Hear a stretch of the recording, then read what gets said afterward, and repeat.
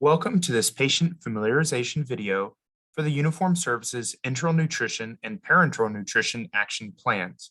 This is a two-page plan that applies to patients who are receiving advanced enteral nutrition and or parenteral nutrition. So let's get started. First, we have our demographics at the top, which also include an ability for the medical team to contact the patient, as well as a closed loop form of communication for the patient and caregiver to get a hold of the medical team. Next, we'll go through the green zone. First, you'll see the mixing guide. For these older children, some of the formulas come as powders, and so you'll see the number of scoops to mix with the ounces of water. Some of our children are followed by speech language pathology, and they get thickeners. In this instance, this patient has been prescribed PureThick, one packet to be mixed with meals. If you were to click this or to use your QR reader on the phone, it would take you to the PureThick website and give you the appropriate instructions for mixing. Now, assuming we know how to mix this Elecare Junior now, this feeding guide tells you what the nutrition plan should be for the patient. We're expecting that 3 times a day, the patient will eat 60 milliliters of Elecare Junior by mouth and then receive 180 milliliters through the feeding tube 3 times a day.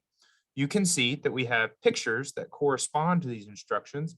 First is the mixing of the PureThick, and then our pictures related to symptoms we want you to keep track of for this patient. Now, because we have a G tube in place, as you can see depicted by this young man here, we are also using a feeding pump. And so for the daytime meals, you can see that we've put in a rate of 90 on this image depicting the kangaroo joey. So it's 90 milliliters per hour is the rate. So it will take 2 hours for each feed to complete. Some of our patients are also on nighttime feeds, and so this is the total volume they'll get overnight, their rate that they should get, and how long that feed should go for. And you can see we've also depicted it here on the pump just to make it easier for you to review back and say, okay, what should my pump say? This is what it should say. We have a place to put any additional feeding tube information, applesauce flushes, and things like that. And then this is more for the medical team, but it's helpful for the parents to keep in mind.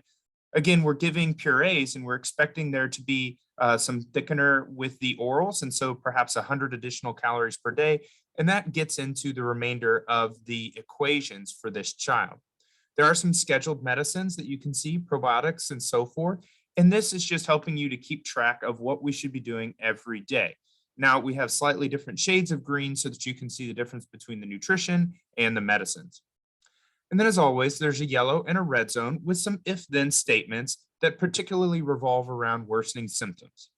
Now, this patient might also have a central venous line and may be receiving parenteral nutrition. And we're depicting this as a 3-in-1 bag.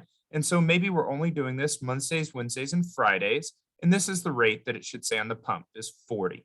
And then we have other instructions for you to follow. If you develop 2 or more of the following, you should call the CVL team. Or if you develop any of the red zone, that's very concerning for an emergency and you should go to the emergency department. We hope that this familiarization has been helpful to you and for the use of the Nutrition Action Plan. Thank you so much for your time.